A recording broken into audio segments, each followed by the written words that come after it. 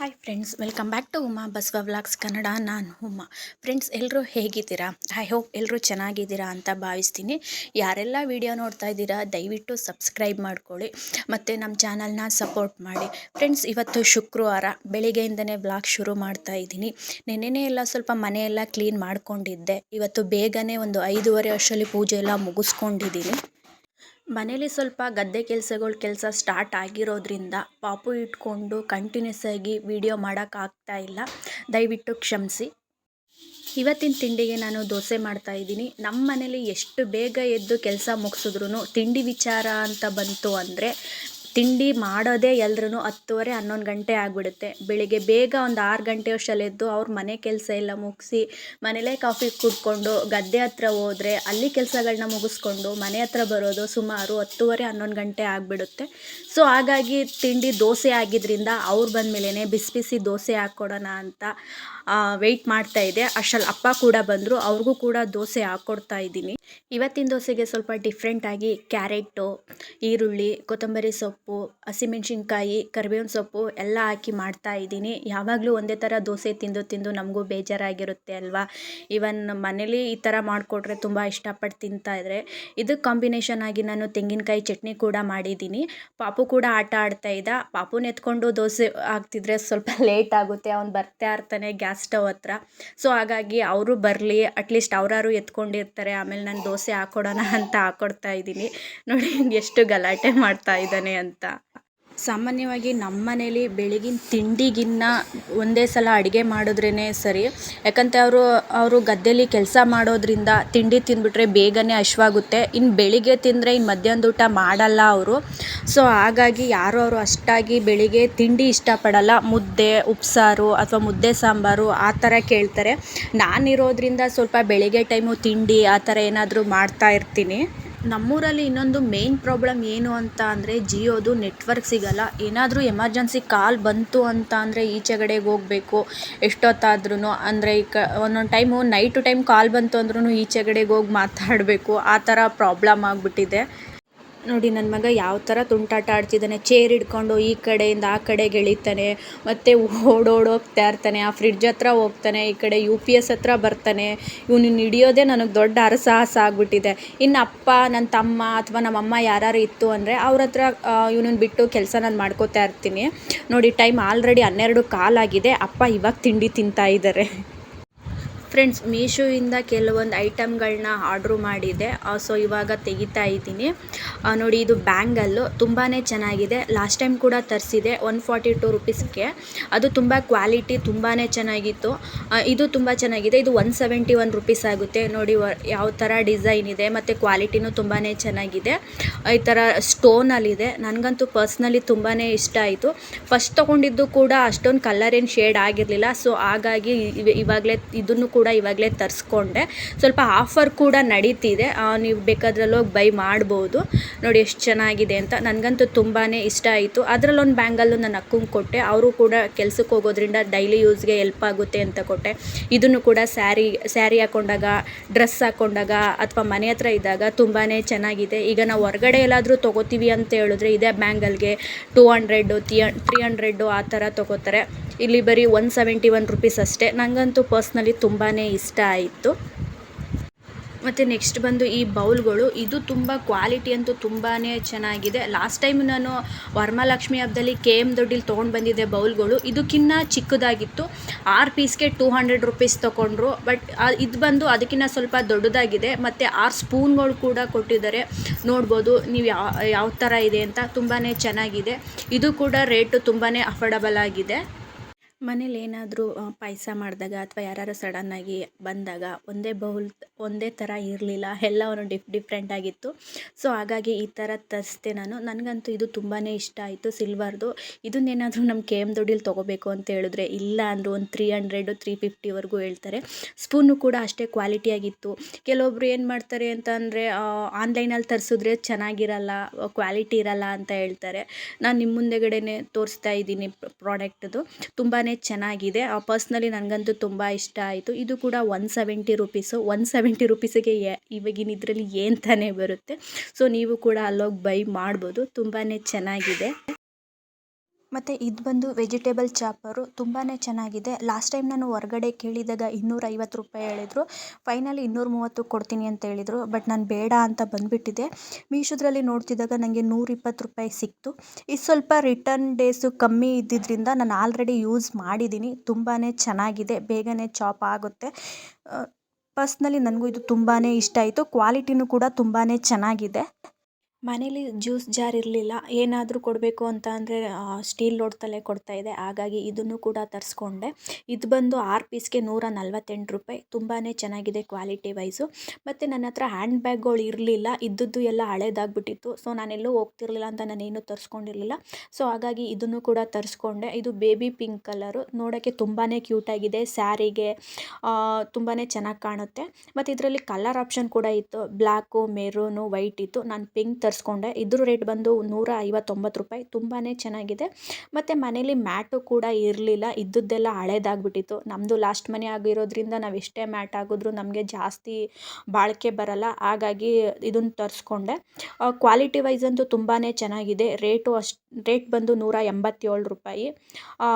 ಇದ್ದಿದ್ದೆಲ್ಲ ಹರಿದೋಗಿತ್ತು. ನಮ್ಮ ಮನೇಲಿ ಸ್ವಲ್ಪ ರಫ್ ಆ್ಯಂಡ್ ಟಫ್ಗೆ ಅಂತಂದರೆ ಈ ಥರ ಕಡಿಮೆದೇ ತರಿಸ್ಕೋತೀವಿ. ತುಂಬಾ ಚೆನ್ನಾಗಿದೆ. ನೀವು ನೋಡ್ಬೋದು. ಹೋಗಿ ಒಂದು ಸಲ ಬೈ ಮಾಡಿ ಫ್ರೆಂಡ್ಸ್.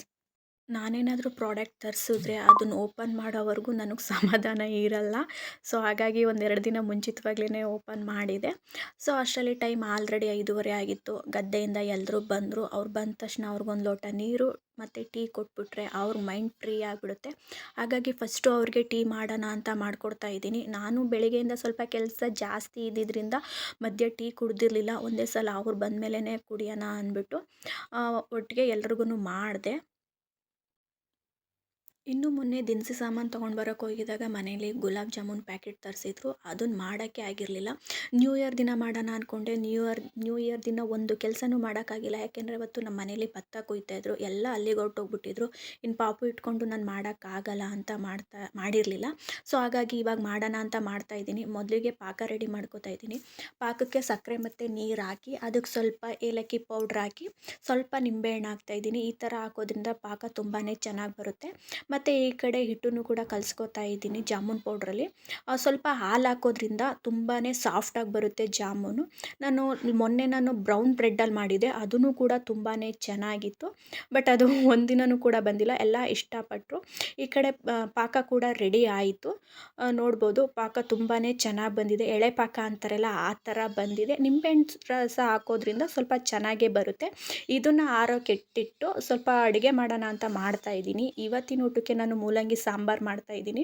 ಉಪ್ಸಾರು ಮಾಡೋಣ ಅಂತ ಮಾಡಿಕೊಂಡೆ. ಬಟ್ ಇವತ್ತು ಶುಕ್ರವಾರ ಆಗಿದ್ದರಿಂದ ಮನೇಲಿ ಮೆಣಸಿನ್ಕಾಯಿ ಉರಿಬಾರ್ದು ಅಂತ ಹೇಳಿದ್ರು.